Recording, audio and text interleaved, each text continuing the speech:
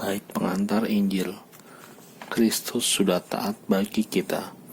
Dia taat sampai mati, bahkan sampai mati di kayu salib. Itulah sebabnya Allah sangat meninggikan dia dan menganugerahinya nama di atas segala nama. Inilah kisah sengsara Tuhan kita Yesus Kristus menurut Matius. Sesudah ditangkap dan dihadapkan ke mahkamah agama Yahudi, Yesus lalu dihadapkan kepada wali negeri, yakni Pilatus.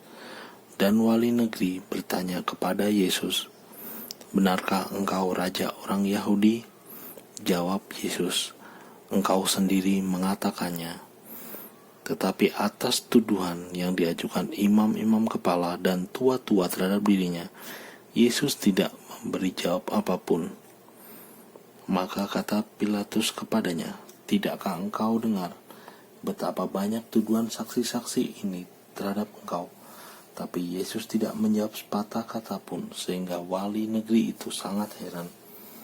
Telah menjadi kebiasaan bagi wali negeri untuk membebaskan seorang hukuman pada tiap-tiap hari raya atas pilihan orang banyak. Pada waktu itu, ada dalam penjara seorang yang terkenal kejahatannya, namanya Barabas. Karena mereka sudah berkumpul di sana, Pilatus bertanya kepada mereka, "Siapakah yang kamu kehendaki kubebaskan bagimu, Barabas atau Yesus yang disebut Kristus?" Pilatus sebenarnya tahu bahwa mereka telah menyerahkan Yesus karena dengki.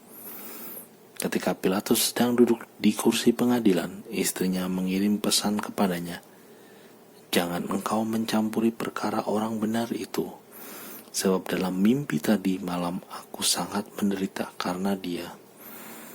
Tetapi oleh hasutan imam-imam kepala dan tua-tua, orang banyak bertekad meminta supaya Barabas dibebaskan dan Yesus dihukum mati. Wali negeri menjawab dan bertanya lagi kepada mereka, "Siapakah di antara kedua orang itu yang kamu kehendaki kubebaskan bagimu?" Kata mereka, "Barabas." Kata Pilatus kepada mereka, "Kalau begitu, apakah yang harus kuperbuat dengan Yesus yang disebut Kristus?" Mereka semua berseru, "Ia harus disalibkan." Kata Pilatus, "Tetapi kejahatan apakah yang telah dilakukannya?" Namun semakin keras mereka berteriak, "Ia harus disalibkan." Ketika Pilatus melihat bahwa segala usaha akan sia-sia, malah sudah mulai timbul kekacauan, ia mengambil air dan membasuh tangannya di hadapan orang banyak seraya berkata, "Aku tidak bersalah terhadap darah orang ini. Itu urusan kamu sendiri." Dan seluruh rakyat itu menjawab, "Biarlah darahnya ditanggungkan atas kami dan atas anak-anak kami." Lalu Pilatus membebaskan Barabas bagi mereka, tetapi Yesus disesahnya, lalu diserahkannya untuk disalibkan. Serdadu-dadu wali negeri membawa Yesus ke gedung pengadilan, lalu memanggil seluruh pasukan berkumpul sekeliling Yesus. Mereka menanggalkan pakaian Yesus dan mengenakan jubah ungu padanya. Mereka menganyam sebuah mahkota duri dan menaruhnya di atas kepala Yesus, lalu memberi dia sebatang buluh di tangan kanannya. Kemudian mereka berlutut di hadapannya dan mengolok-ngolok dia, "Salam, hai Raja orang Yahudi." Mereka meludahinya, lalu mengambil buluh itu dan memukulkannya ke kepalanya. Sesudah mengolok-ngolokkan dia, mereka menanggalkan jubah itu daripadanya dan mengenakan kembali pakaiannya sendiri. Kemudian mereka membawa Yesus keluar untuk disalibkan. Ketika berjalan keluar kota, mereka berjumpa dengan seorang dari Kirene yang bernama Simon. Orang itu mereka paksa untuk memikul salib Yesus. Maka sampailah mereka di suatu tempat yang bernama Golgota, artinya tempat tengkorak. Lalu mereka memberi Yesus minum anggur bercampur empedu. Setelah mengecapnya, Yesus tidak mau meminumnya. Sesudah menyalibkan Yesus, para serdadu membagi-bagi pakaian Yesus dengan membuang undi. Lalu mereka duduk di situ menjaga dia. Di atas kepala Yesus terpasang tulisan yang menyebut alasan mengapa ia dihukum. Inilah Yesus, Raja orang Yahudi. Bersama dengan Yesus disalibkan 2 orang penyamun, seorang di sebelah kanan dan seorang di sebelah kirinya. Orang-orang yang lewat di sana menghujat Yesus, dan sambil menggelengkan kepala mereka berkata, "Hai engkau yang mau merobohkan bait suci dan mau membangunnya kembali dalam 3 hari, selamatkanlah dirimu sendiri. Jikalau engkau anak Allah, turunlah dari salib."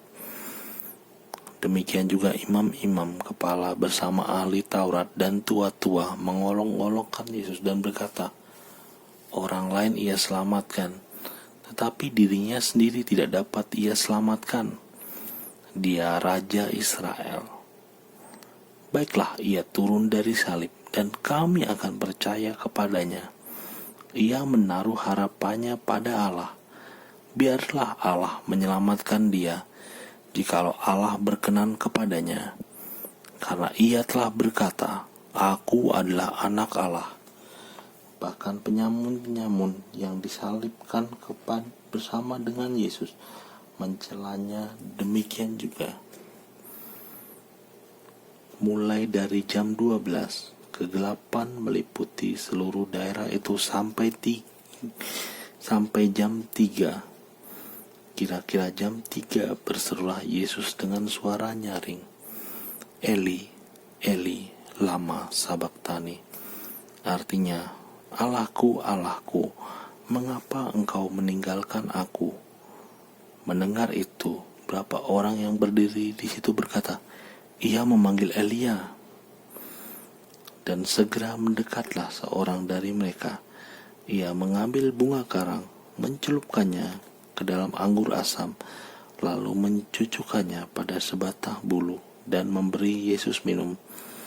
Tapi orang-orang lain berkata, "Jangan, baiklah kita lihat apakah Elia datang untuk menyelamatkan dia." Yesus berseru pula dengan suara nyaring, lalu menyerahkan nyawanya.